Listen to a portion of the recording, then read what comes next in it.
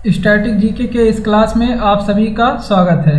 दोस्तों, आज के इस वीडियो में हम लोग पूरे इकोनॉमिक्स से संबंधित जितने भी स्टैटिक प्रश्न बन सकते हैं उन सभी प्रश्नों को इसमें हम लोग करने वाले हैं। और यहाँ पे जितने भी पंचवर्षीय योजना है, जितने भी बैंक से संबंधित प्रश्न है, जीडीपी, जीएनपी, सब हम लोग करने वाले हैं। तो देखिए, सबसे पहले हमारा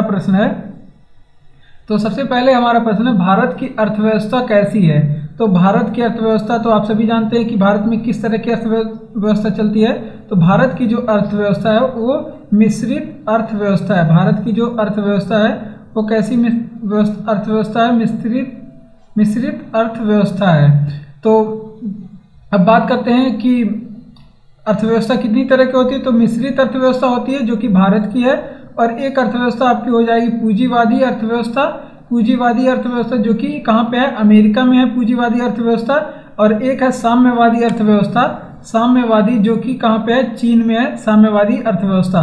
तो पूंजीवादी अर्थव्यवस्था किसे कहते हैं? जिसमें पूंजीपतियों का नियंत्रण होता है उसे पूंजीवादी अर्थव्यवस्था कहते हैं। और जिसमें सरकार का नियंत्रण होता है उस पर क्या कहते हैं? उसे साम्यवादी अर्थव्यवस्था कहते हैं। और जिसमें पूंजीपति और थोड़ा सरकार का दोनों का बराबर का नियंत्रण होता है उसे मिश्रित अर्थव्यवस्था कहते हैं। और यहाँ पे देखिए, यहाँ से इकोनॉमी से संबंधित प्रश्न लिए गए हैं। और देखिए, यहाँ पे पहला प्रश्न कह रहा है कि आर्थिक दृष्टि से भारत है। तो आर्थिक दृष्टि से भारत कैसा देश है? एक विकासशील देश है। भारत एक कैसा देश है? एक विकासशील देश है। भारत कैसा देश है? विकासशील देश है। ठीक। अगला प्रश्न कह रहा है कि भारत की अर्थव्यवस्था में सकल राष्ट्रीय उत्पाद में सर्वाधिक योगदान किसका है? तो भारत की अर्थव्यवस्था में सकल राष्ट्रीय उत्पाद का जो योगदान है सबसे ज़्यादा ये तृतीय क्षेत्र से है। तृतीय क्षेत्र जिसे हम लोग क्या कहते हैं? इसे हम लोग सेवा क्षेत्र भी कहते हैं। इसमें सबसे ज़्यादा यहाँ पे योगदान सेवा क्षेत्र का है सकल राष्ट्रीय उत्पाद में। ठीक। आगे बात करते हैं, कुल लगभग 53.66% इसका योगदान है। 53.66% इसका योगदान है। क्रय शक्ति क्षमता के आधार पर भारत का विश्व में स्थान कितना है? तो भारत में विश्व का स्थान है क्रय शक्ति क्षमता में तीसरे स्थान पे। पहले स्थान पे आपका हो गया चीन है पहले स्थान पे, और दूसरे स्थान पे कौन है? दूसरे स्थान पे अमेरिका है। तो ये चीज़ें आप लोग ध्यान रखेंगे। आगे बात करते हैं, भारत की श्रम शक्ति का कितना प्रतिशत कृषि में है? तो कुल जितने भी श्रम शक्ति हैं यानी कि जितने भी मजदूर हैं कुल का 52% जो है मजदूर किस में काम करते हैं? कृषि में काम करते हैं। ठीक। और भारत में बेरोजगारी के आंकड़े जारी कौन करता है? तो भारत में बेरोजगारी के आंकड़े जारी करने के जो श्रेय है वो कौन जारी करता है? राष्ट्रीय नमूना सर्वेक्षण जो आपका संगठन है, राष्ट्रीय नमूना सर्वेक्षण संगठन, ये क्या करता है? ये बेरोजगारी के आंकड़े जारी करता है। ठीक। तो ये भी आप लोग ध्यान रखेंगे। ठीक। आगे बात करते हैं, भारत के कितने प्रतिशत लोगों की आजीविका जो है, भारत में कितने प्रतिशत लोगों की आजीविका कृषि पर निर्भर है? तो इसका जवाब कितना हो जाएगा? 58% लोगों की आजीविका कृषि पर निर्भर है। और आप बात करें कि भारत की कुल जनसंख्या के कितने प्रतिशत लोग किस पे निर्भर है? कृषि पे निर्भर है। तो इसका जवाब हो जाएगा कुल जनसंख्या का लगभग 58% लोग कुल जनसंख्या का 48% लोग किस पे निर्भर है? कृषि पे निर्भर है। तो बढ़ते हैं अगले प्रश्न की ओर। तो अगला प्रश्न हमारा, गरीबी के आकलन का सूचकांक क्या कहलाता है? तो जो गरीबी का आकलन का सूचकांक है उसे क्या कहते हैं? कृषि श्रमिकों के लिए क्या? उपभोक्ता मूल्य सूचकांक। कृषि श्रमिकों के लिए उपभोक्ता मूल्य सूचकांक है ये गरीबी के आकलन का सूचकांक, उपभोक्ता मूल्य सूचकांक। ठीक। ये भी आप लोग ध्यान रखेंगे। आगे बात करते हैं, अंत्योदय कार्यक्रम का उद्देश्य क्या है? तो अंत्योदय कार्यक्रम जो है ये क्यों चलाया गया था? तो ये जो है अंत्योदय कार्यक्रम जो गरीबों से ज़्यादा गरीब हैं, गरीबों से भी ज़्यादा गरीब हैं, उनको क्या करना? उनको मदद करने के लिए, जो गरीबों से गरीब थे उनकी मदद करने के लिए अंत्योदय कार्यक्रम चलाया गया था। गरीबों से गरीब जो हैं उनकी मदद के लिए ये कार्यक्रम चलाया गया था। ठीक। सर्वोदय योजना का क्या उद्देश्य था? तो सर्वोदय योजना का जो संस्थापक थे वो जयप्रकाश नारायण थे। वो कौन थे? जयप्रकाश नारायण थे। ये आप लोग ध्यान रखेंगे, जयप्रकाश नारायण थे सर्वोदय योजना के संस्थापक। बात करें कुटीर ज्योति योजना, तो ये जो गरीबी रेखा से नीचे जीवन यापन करते थे, जो लोग गरीबी रेखा से नीचे जो लोग जीवन यापन करते थे उनको क्या कर दे? उनको कौन सी सुविधा देना? उनको बिजली की सुविधा देना। इसके लिए ये शुरू किया गया था। ठीक, बात करते हैं हरित सूचकांक। तो हरित सूचकांक की बात करें तो ये कौन जारी करता है? यूएनईपी जारी करता है, यूएनईपी। और इसका हेडक्वार्टर कहाँ है? यूएनईपी यानी कि यूनाइटेड नेशन एनवायरनमेंट प्रोग्राम, इसका हेडक्वार्टर कहाँ पे है? यार इसका हेडक्वार्टर नैरोबी केन्या में है, नैरोबी केन्या में है। और इसकी स्थापना कब हुई थी? 5 जून 1972 को इसकी स्थापना हुई थी। ठीक, आगे बात करते हैं भारत में प्रचंड बेरोजगारी किस क्षेत्र में मिलती है? तो भारत में प्रचंड बेरोजगारी ये कृषि में मिलती है। ठीक, आगे हम लोग बात करते हैं, आगे हम लोग आप लोग बताएंगे कि जो है आपको बंद अर्थव्यवस्था किसे कहते हैं? बंद अर्थव्यवस्था किसे कहते हैं? ये आप लोग कमेंट बॉक्स में बताएंगे बंद अर्थव्यवस्था किसे कहते हैं। तो जहाँ पे आयात और निर्यात बंद हो, जहाँ पे आयात और निर्यात क्या हो, यहाँ पे बंद हो, उसे क्या कहते हैं? उसे कहते हैं बंद अर्थव्यवस्था। जहाँ पे आयात और निर्यात बंद हो उसे बंद अर्थव्यवस्था कहते हैं। यहाँ पे एग्जाम्पल आपको उत्तरी कोरिया का मिलेगा, यहाँ पे बंद अर्थव्यवस्था चलती है। ठीक, आगे बात करते हैं अगले प्रश्न की ओर। भारत में सर्वाधिक राष्ट्रीय आय का अनुमान भारत में सर्वप्रथम राष्ट्रीय आय का अनुमान किसने लगाया था? तो दादा भाई नौरोजी ने सर्वप्रथम, दादा भाई जो नौरोजी थे इन्होंने सर्वप्रथम जो है गरीबी जो राष्ट्रीय आय का ये अनुमान लगाया था। और धन निर्गमन का सिद्धांत है वो किसने दिया था? धन निर्गमन का सिद्धांत किसने दिया था? ये दादा भाई नौरोजी ने दिया था। और इन्हें क्या कहा जाता है?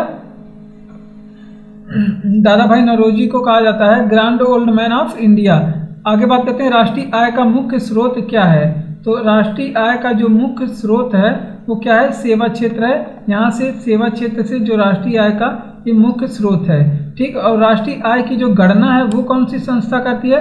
राष्ट्रीय आय का जो गणना है उसे कौन करती है? केंद्रीय सांख्यिकी संगठन। ये केंद्रीय, ये इंपॉर्टेंट है, आप लोग इसे ध्यान रखेंगे। केंद्रीय सांख्यिकी संगठन इसकी क्या करता है? गणना करता है। केंद्रीय सांख्यिकी संगठन राष्ट्रीय आय की जो गणना करता है। वैट किस प्रकार का कर है? ये अप्रत्यक्ष कर है। वैट किस प्रकार का कर है? अप्रत्यक्ष कर है वैट। ठीक, इसे क्या कहा जाता है? इसे वैट को क्या कहा जाता है? इसे मूल्यवर्धित कर भी कहा जाता है। मूल्यवर्धित कर भी कहा जाता है। इसकी शुरुआत हुई थी 1 अप्रैल, इसकी शुरुआत आपसे पूछे कब हुई थी? 1 अप्रैल 2005 को इसकी शुरुआत हुई थी। और ये बिक्री कर की जगह पे आया था। किस कर की जगह पे? बिक्री कर की जगह पे आया था। ठीक, आगे बात करते हैं अप्रत्यक्ष कर का अर्थ क्या है? तो अप्रत्यक्ष कर का अर्थ यही होता है कि ये अदायगी उसी व्यक्ति को करनी होती है, अदायगी इसकी उसी व्यक्ति को करनी होती है कि जिस पर ये लगाया गया है। ठीक, जिस पर ये लगाया गया है। ठीक, इसका ये आप लोग ध्यान रखेंगे। और प्रत्यक्ष कर का बात करें तो इसके एग्जाम्पल की बात करें अप्रत्यक्ष कर की, जैसे हो गया आपका सीमा शुल्क हो गया, ये कैसा कर है? ये अप्रत्यक्ष कर है। ठीक, बात करते हैं सेवा कर कैसा कर है? सेवा कर ये अप्रत्यक्ष कर है। ठीक, आगे बात करते हैं हम लोग बिक्री कर भी कैसा कर है? ये अप्रत्यक्ष कर है। और प्रत्यक्ष कर का एग्जाम्पल क्या हो जाएगा? जैसे कि आपका आय कर हो गया, ये आय कर कैसा कर हो गया? ये प्रत्यक्ष कर हो गया। संपदा कर प्रत्यक्ष कर हो गया। और फिर गिफ्ट कर, उपहार कर ये भी प्रत्यक्ष कर हो गया। करेंसी नोट प्रेस कहाँ पे है? तो नोट कहाँ पे छपाई होती है? तो 4 जगह पे नोट छापे जाते हैं। कहाँ पे छापे जाते हैं? एक तो आप ये लोग याद रखेंगे नासिक में छापी जाती है।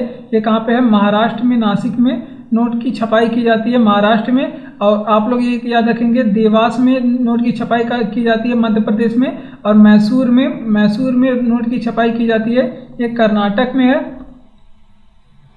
कर्नाटक में। और फिर एक आप लोग पश्चिम बंगाल का याद रखेंगे, कहाँ पर? पश्चिम बंगाल का जो साल्वोनी है वहाँ पे नोट की छपाई की जाती है। ठीक, ये सारी चीज़ें आप लोग ध्यान रखेंगे। आगे बात करते हैं हम लोग नोट जारी करने की प्रणाली। जो नोट जारी करने की प्रणाली है वो न्यूनतम आरक्षित प्रणाली है।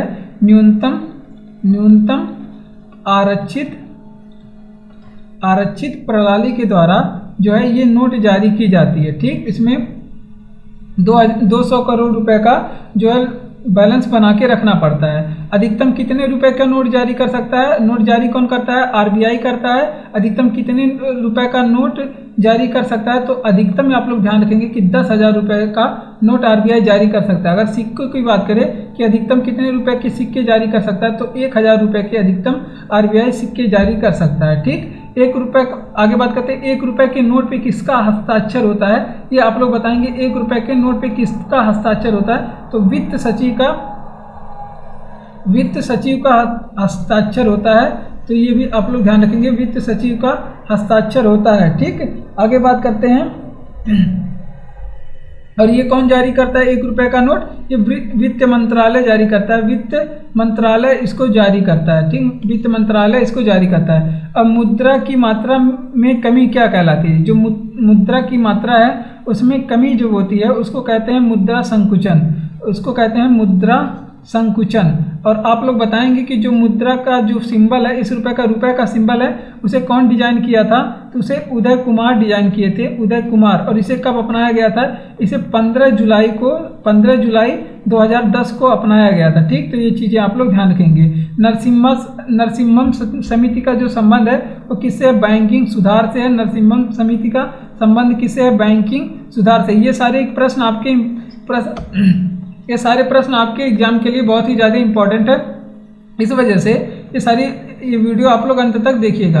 बुल एंड बियर शब्द संबंधित है, तो बुल एंड बियर शब्द ये किससे संबंधित है? ये शेयर बाजार से संबंधित है, ये शेयर बाजार से संबंधित है। और घाटे की अर्थव्यवस्था का अर्थ है जब सरकार की आय कम हो, जब आय कम हो और फिर व्यय क्या हो? ज़्यादा हो, तो उसे क्या कहते हैं? घाटे की अर्थव्यवस्था। ठीक, तो उसे घाटे की अर्थव्यवस्था कहते हैं। जनसंख्या विस्फोट का अर्थ क्या है? तो जब भी पूछे कि जनसंख्या विस्फोट का क्या अर्थ है, तो जन्म दर में पर्याप्त कमी ना होना क्या कहलाता है? जन्म दर में पर्याप्त कमी। जब पर्याप्त कमी नहीं होगा, जो जन्म दर लगातार बढ़ता जाएगा, तो उसे क्या कहेंगे? जनसंख्या विस्फोट कहते हैं, उसे जनसंख्या विस्फोट कहते हैं। ठीक, ये आप लोग ध्यान रखेंगे। ठीक, बात करते हैं अगले प्रश्न की ओर। तो तीसरा नंबर प्रश्न है, भारत की मुद्रा की पूर्ति को नियंत्रण कौन करता है? तो आरबीआई करता है भारत की मुद्रा पूर्ति का नियंत्रण। और आरबीआई का जो हमारा है ये केंद्रीय बैंक है आरबीआई। और बात करते हैं, आप लोग बताएंगे कि विधि ग्राह्य मुद्रा किसे कहते हैं? आप लोग बताएंगे कि विधि ग्राह्य मुद्रा किसे कहा जाता है? विधि ग्राह्य मुद्रा किसे कहा जाता है? तो हमारा विधि ग्राह्य मुद्रा है रुपया। तो रुपया है जिसे सरकार द्वारा कानूनी रूप से अपना दिया जाता है, उसे क्या कहते हैं? विधि ग्राह्य मुद्रा कहते हैं। ठीक, बात करते हैं 1 रुपये का नोट कौन जारी करता है? तो वित्त मंत्रालय जो है वो 1 रुपये का नोट जारी करता है, वित्त मंत्रालय। और 1 रुपये के नोट पे जो साइन होता है वो कौन करता है? वो वित्त सचिव करता है, वित्त सचिव इसका साइन करता है। ठीक, इस पे साइन करता है। तो ये आप लोग ध्यान रखेंगे। विमुद्रीकरण का अर्थ क्या है? जो पुरानी मुद्रा को बंद करके नया मुद्रा चालू किया जाता है, यानी कि नई मुद्रा चालू की जाती है, नई नोट है, तो इसके क्या कहते हैं? विमुद्रीकरण कहते हैं। ठीक, नई नोट जारी की जाती है तो इसे विमुद्रीकरण कहते हैं। और प्रत्यक्ष विनिमय क्या है? प्रत्यक्ष विनिमय जैसे वस्तु विनिमय क्या होता है? प्रत्यक्ष विनिमय, ये प्रत्यक्ष रूप से की जाती है। प्रत्यक्ष विनिमय वस्तु विनिमय होता है। और मुद्रा विनिमय भी प्रत्यक्ष विनिमय होता है, मुद्रा विनिमय भी प्रत्यक्ष विनिमय होता है। ठीक, और वस्तु विनिमय को क्या कहा जाता है? इसे मांग बराबर पूर्ति भी कहा जाता है, मांग बराबर पूर्ति भी कहा जाता है। ठीक, ये आप लोग ध्यान रखेंगे। और प्रत्यक्ष कर का जो प्रकार है वो कौन सा है? जैसे आयकर है, प्रत्यक्ष कर आय कर है, ये आयकर प्रत्यक्ष कर है। और व्यय कर क्या है? ये भी प्रत्यक्ष कर है। और उपहार कर कैसा है? उपहार कर ये भी प्रत्यक्ष कर है। बात करते हैं मुद्रा के माध्यम से होने वाला विनिमय क्या कहलाता है? ये कौन सा मुद्रा के जो हम लोग करते हैं मुद्रा की सहायता से, जैसे क्रय विक्रय, ये मुद्रा के सहायता से होने वाला विनिमय है, क्रय विक्रय। ठीक, बात करते हैं अगले प्रश्न की ओर। अगला प्रश्न है हमारा, उत्पादन व उपभोक्ता के बीच की कड़ी जो वो क्या होती है? वो विनिमय होती है, उत्पादक और उपभोक्ता के बीच की कड़ी।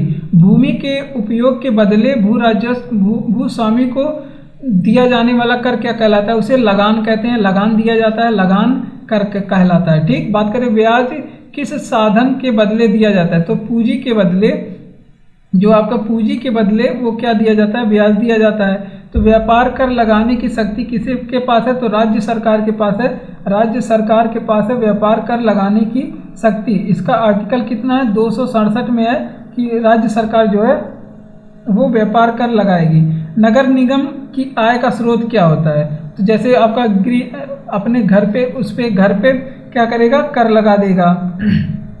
बिजली से जो भी आय होता है, बिजली से वो इसके आय का स्रोत होता है। और पानी पे जो आय होता है, और बाज़ारों का जो कर है, इस पे बाज़ारों का जो कर है, इससे नगर निगम को आय होता है। स्वतंत्रता के बाद कितनी बार रुपए का अवमूल्यन हुआ, तो कुल 3 बार हुआ है। सबसे पहले आप याद रखेंगे कि जब 1949 में हुआ था, फिर जाके 1966 में हुआ था, फिर 1991 में हुआ था। अवमूल्यन कुल 3 बार हुआ है। ठीक, अगले प्रश्न की ओर बात करते हैं। देश का सबसे बड़ा वाणिज्यिक बैंक कौन है, तो आपका भारतीय स्टेट बैंक है। देश का सबसे बड़ा वाणिज्यिक बैंक भारतीय स्टेट बैंक है। और बात करते हैं भारतीय स्टेट बैंक की, तो इसकी स्थापना हुई थी 1 जुलाई।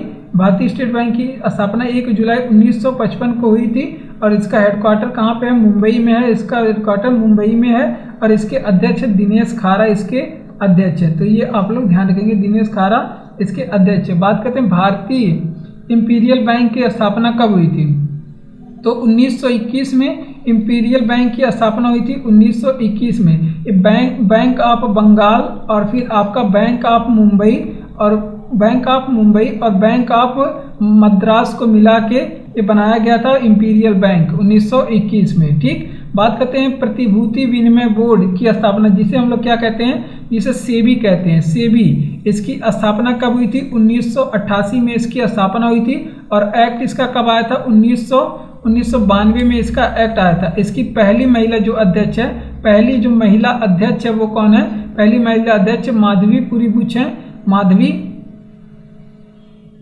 माधवी पुरी बुच है इसकी पहली महिला अध्यक्ष। ठीक, तो ये भी आप लोग ध्यान रखेंगे। इसका कार्य क्या होता है, इसका कार्य है शेयर बाजार का नियंत्रण करना। इसका कार्य है शेयर बाजार का नियंत्रण करना, इसका काम है। ठीक, ये सारी चीजें आप लोग ध्यान रखेंगे।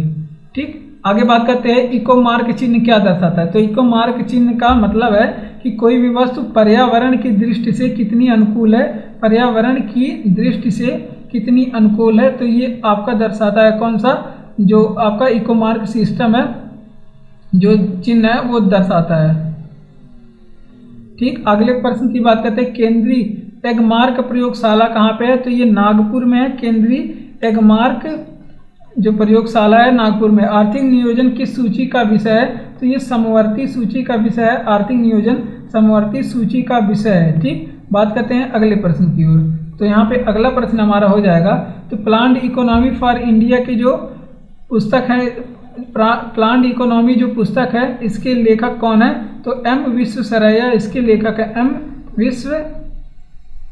विश्वेश्वरैया इसके लेखक हैं। ठीक, बात करते हैं शाक मुद्रा का अन्य नाम क्या है, इसे ऐच्छिक मुद्रा भी कहते हैं। शाक मुद्रा को ऐच्छिक मुद्रा भी कहा जाता है। ठीक, और इसका लेना या ना लेना वो प्राप्तकर्ता के ऊपर निर्भर है। वो चाहे तो ले सकता है या फिर नहीं ले सकता। और जो विधि ग्राह्य मुद्रा है उसे कानूनी रूप से लेना अनिवार्य होता है, नहीं तो आप उस पर कार्रवाई कर सकते हैं। यदि कोई विधि ग्राह्य मुद्रा जैसे हमारा रुपया है उसको नहीं ले रहा है तो आप उस पर क्या कर सकते हैं, कंप्लेन भी कर सकते हैं। देश के आयात निर्यात से संबंधित भुगतान के जो शेष बचता है उसे क्या कहते हैं, उसे व्यापार शेष कहते हैं। उसे व्यापार शेष कहते हैं। ठीक, आगे बात करते हैं सुपर 301 क्या है, तो ये जो अमेरिकी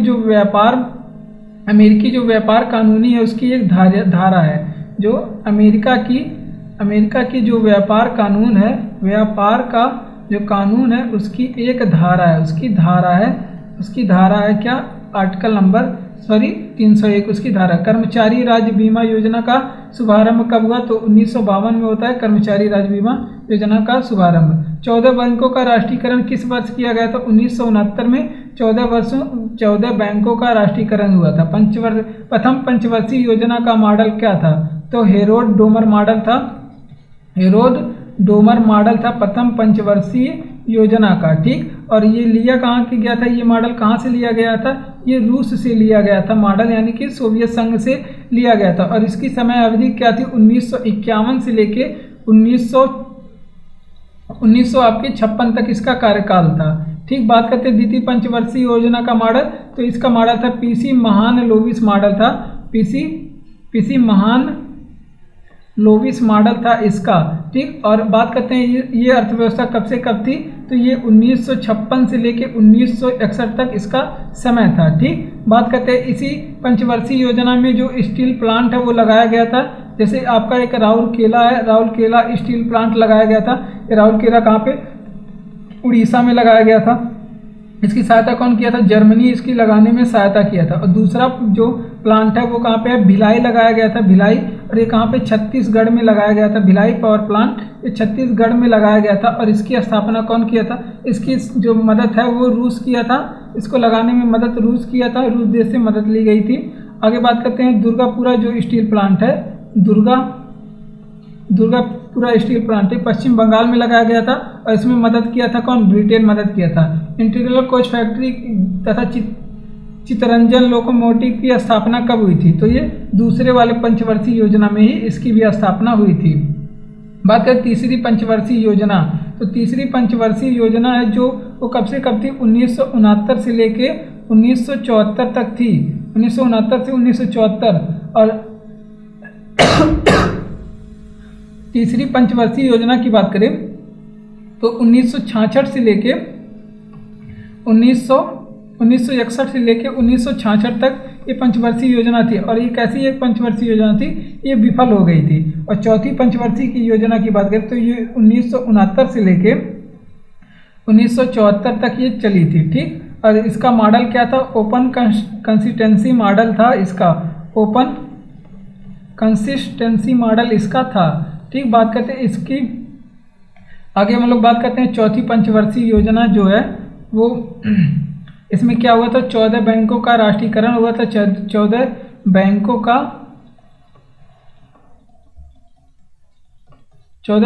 का क्या हुआ था, राष्ट्रीयकरण हुआ था।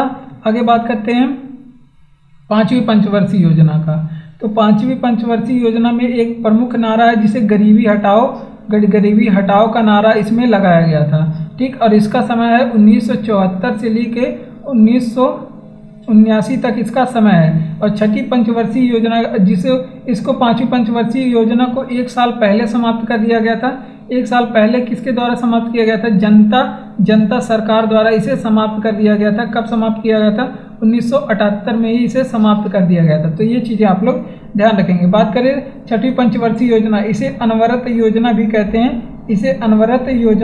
हैं, छठी पंचवर्षीय योजना का, या फिर इसे आप कह सकते हैं रोलिंग प्लान भी कहते हैं। बात करते हैं इसे नाम किसने दिया, अनवरत योजना नाम किसने दिया, तो जनता पार्टी द्वारा इसका नाम दिया गया था। और इसे लागू कराने का जो श्रेय है वो डीटी लकड़वाला को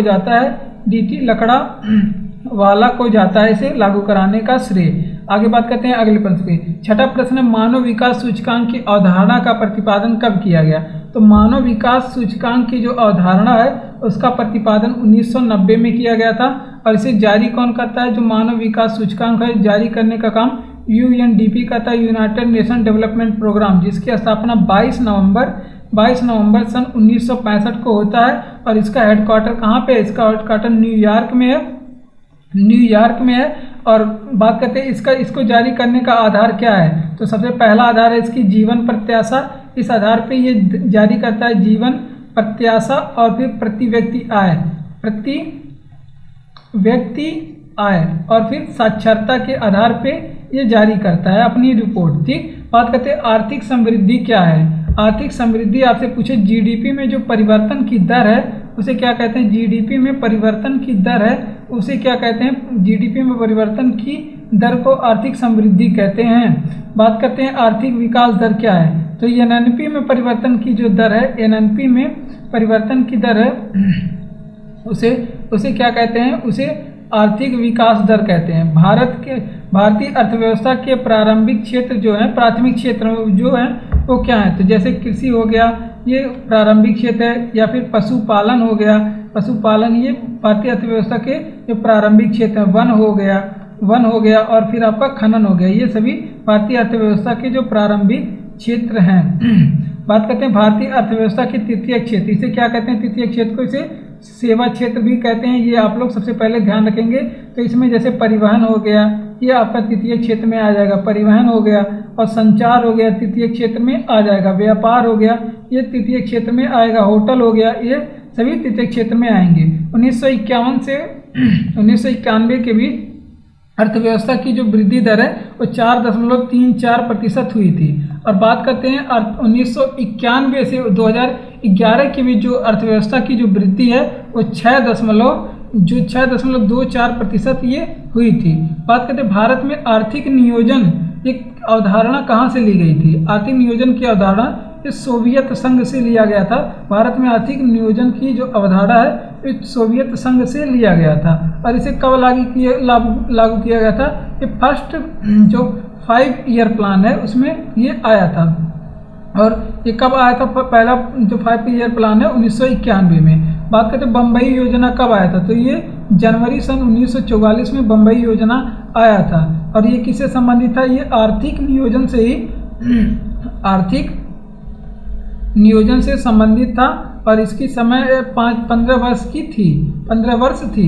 बात करते हैं समाजवादी सिद्धांतों पर आधारित जन योजना का सृजन इसने किया। तो एम एन राय ने इसका सृजन किया था। गांधीवादी योजना का जो शुरुआत है वो कब हुआ? तो अप्रैल सन 1944 में इसका क्या होगा? शुरुआत हुआ। और इसका सृजन किसने किया था? इसका सृजन करने का जो श्रेय है वो नारायण अग्रवाल को दिया जाता है, नारायण अग्रवाल को दिया जाता है। ठीक, कृषि में हरित क्रांति का आरंभ कब हुआ? तो ये योजना अवकाश जब चल रहा था उस दौरान हुआ था। योजना अवकाश के दौरान ये हुआ था। कब हुआ था? 1966 से लेके 1969 में ये हुआ था। और किसी जो हरित क्रांति के जनक है भारत में एम एस स्वामीनाथन है। और अगर आपसे पूछे कि विश्व में जो हरित क्रांति के जनक हैं वो कौन है, तो आप लोग बताएंगे नॉर्मन बोरलॉग हैं विश्व में हरित क्रांति के जनक।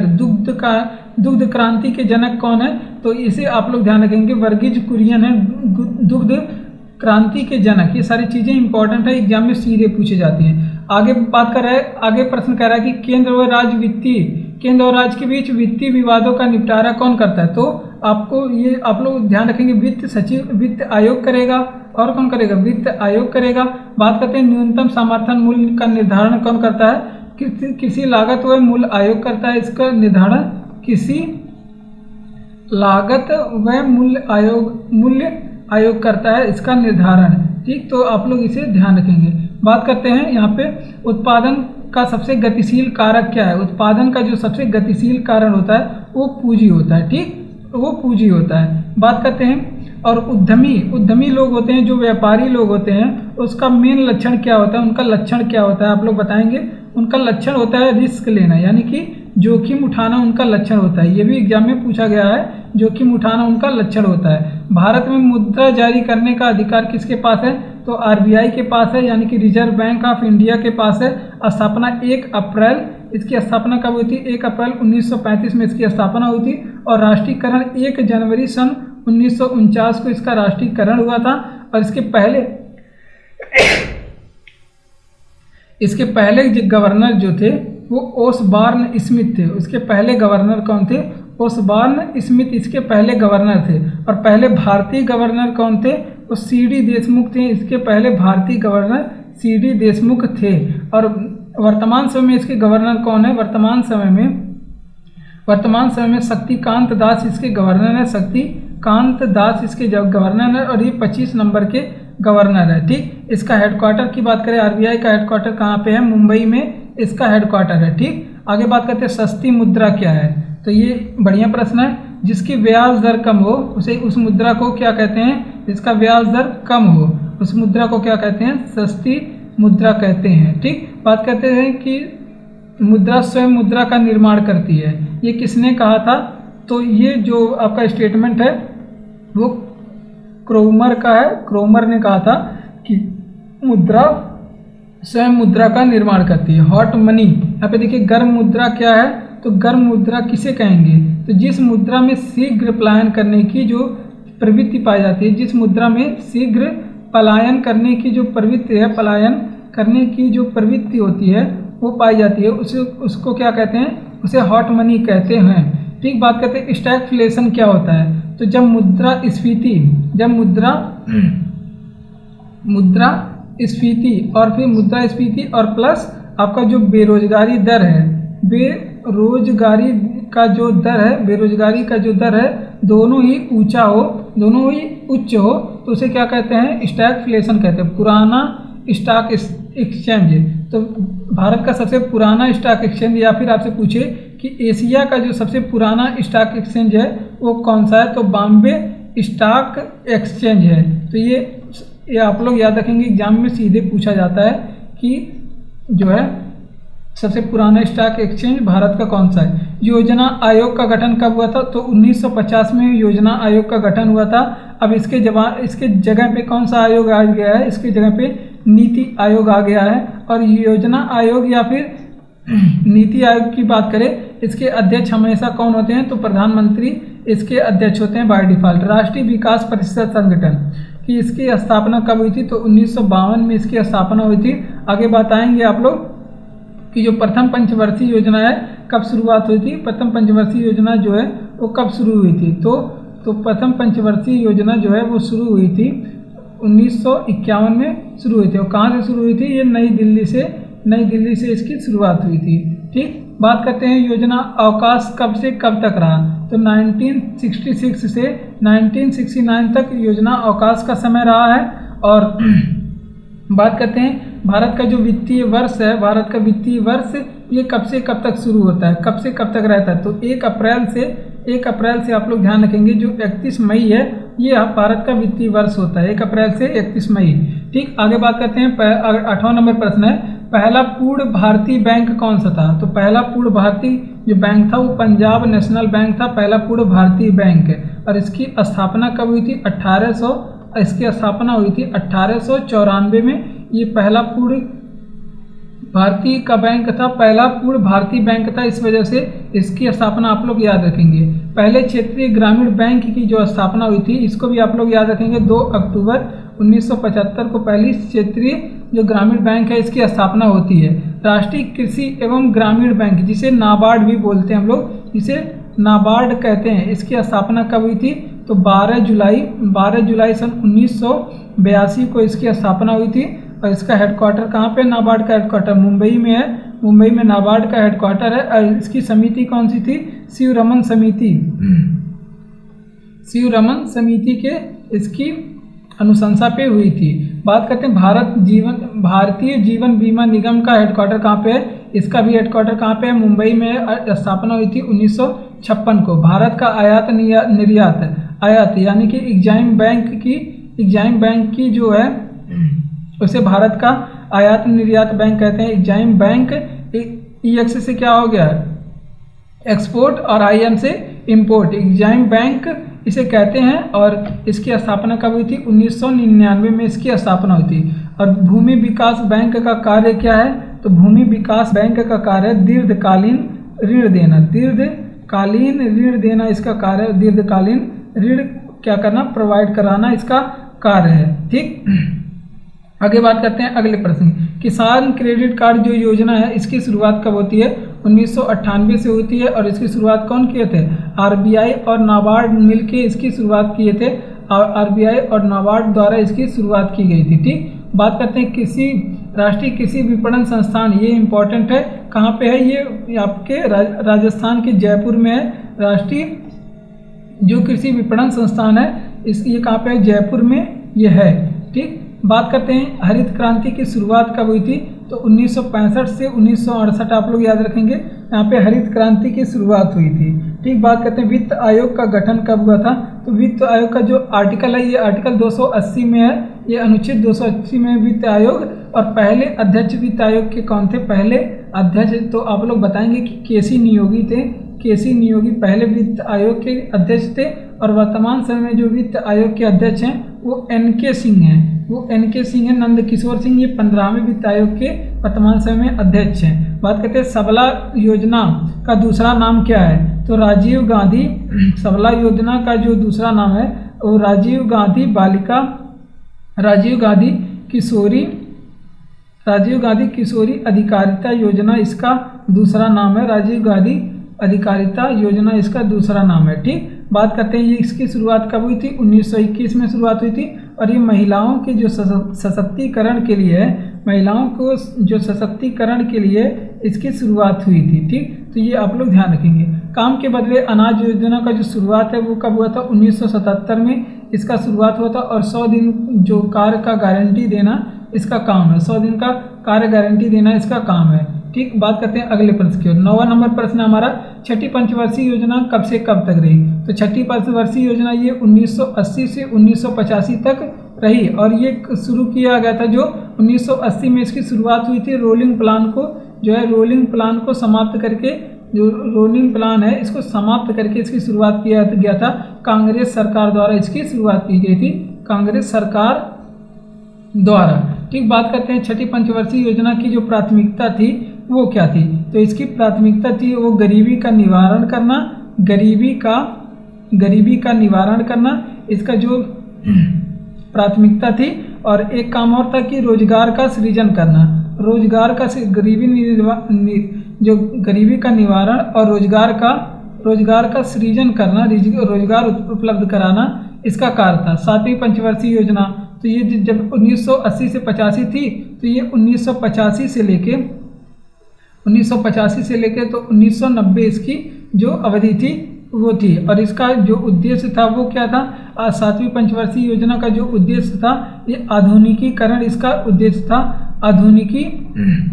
आधुनिकीकरण इसका उद्देश्य था। ठीक, बात करते हैं योजना अवकाश कब हुआ था? 1990 से लेके 1992 तक ये आप सभी जानते हैं योजना अवकाश चला था। और इसका कारण क्या था? तो इसका कारण बताया जाता था कि आर्थिक संकट के कारण योजना अवकाश, या फिर आप कह सकते हैं राजनीतिक यहाँ पे अस्थिरता थी, इस कारण पे यहाँ पे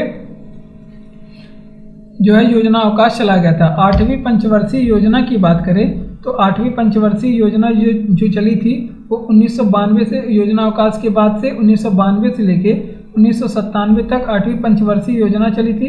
और इसका जो लक्ष्य था वो था मानव संसाधन का विकास करना इसका लक्ष्य था। ठीक, आगे बात करते हैं आपकी नवीं पंचवर्षीय योजना जो थी वो 1997 से लेके 2002 तक ये चली थी। 1997 से 2002 तक चली थी, 5 वर्ष तक। और 10वीं पंचवर्षीय योजना की बात करें आपसे तो ये 2002 से चली थी, 2002 से 2007 तक 10वीं पंचवर्षीय योजना। और 11वें नंबर की जो पंचवर्षीय योजना थी वो 2007 से चली थी, 2012 तक वो चली थी। ठीक, बात करते हैं अगले प्रश्न की ओर। आगे बात करते हैं आधुनिक भारत में बजट की परंपरा की शुरुआत किसने की थी? तो जेम्स विल्सन ने आधुनिक भारत में जो है बजट की शुरुआत किया था, जेम्स विल्सन ने किया था। बात करते हैं समान बजट से रेलवे बजट को अलग किया किसने? एकवर्थ कमीशन ने इसको अलग किया था, एकवर्थ समिति ने इसको अलग किया था। ठीक, बात करते हैं अविभाजित भारत का पहला बजट किसने पेश किया? तो षणमुखम शेट्टी। ये अविभाजित भारत का जो बजट है उसको पेश करने का श्रेय षणमुखम शेट्टी को जाता है, इन्होंने सबसे पहले पेश किया था। और स्वतंत्र भारत का पहला बजट किसने पेश किया था? स्वतंत्र भारत का जो पहला बजट है, भारत का पहला बजट कौन पेश किए थे? यही षणमुखम शेट्टी ही पेश किए थे। और कब पेश किए थे? 26 नवंबर 1949 को ये पहला बजट पेश किए थे षणमुखम शेट्टी। स्वतंत्र भारत का पहला बजट या फिर अविभाजित भारत का पहला बजट भी यही पेश किए थे। अविभाजित भारत जब था 1946 में तो ये बजट पेश करते हैं। किन प्रधानमंत्रियों को स्वयं बजट पेश करने का अधिकार प्राप्त है? तो पंडित जवाहरलाल नेहरू को आप लोग याद रखेंगे, इंदिरा गांधी को आप लोग याद रखेंगे। इंदिरा गांधी ये अपने स्वयं बजट पेश की थी और राजीव गांधी ये बजट पेश किए थे, राजीव गांधी। ठीक, बात करते हैं यहाँ पे शून्य आधारित बजट पेश करने का श्रेय किसे जाता है? ये राजीव गांधी को शून्य आधारित बजट पेश करने का श्रेय राजीव गांधी को जाता है। देश की पहली महिला वित्त मंत्री कौन है? तो निर्मला सीतारमण है। निर्मला सीतारमण जो वर्तमान समय में वित्त मंत्री हैं वो हैं देश की पहली महिला पहली महिला जो है वो वित्त मंत्री। अगले प्रश्न की बात करते हैं, 10वां प्रश्न और इस वीडियो का आखिरी प्रश्न, भारत में सबसे पहले किस बैंक की स्थापना हुई थी? बैंक ऑफ हिंदुस्तान की स्थापना हुई थी सबसे पहले बैंक ऑफ हिंदुस्तान की स्थापना हुई थी। और ये स्थापना कब हुई थी? ये हिंदुस्तान की स्थापना 1970 में हुई थी। 1770 में इसकी स्थापना हुई थी। ठीक, बात करते हैं बैंक ऑफ बंगाल की स्थापना कब हुई थी? तो 1806 में इसकी स्थापना हुई थी। बैंक ऑफ बॉम्बे की स्थापना कब हुई थी? तो 1840 में इसकी स्थापना हुई थी। बैंक ऑफ मद्रास की स्थापना 1842 में हुई थी। बैंक ऑफ मद्रास की स्थापना, बैंक ऑफ मद्रास और बैंक ऑफ बॉम्बे और बैंक ऑफ बंगाल का विलय करके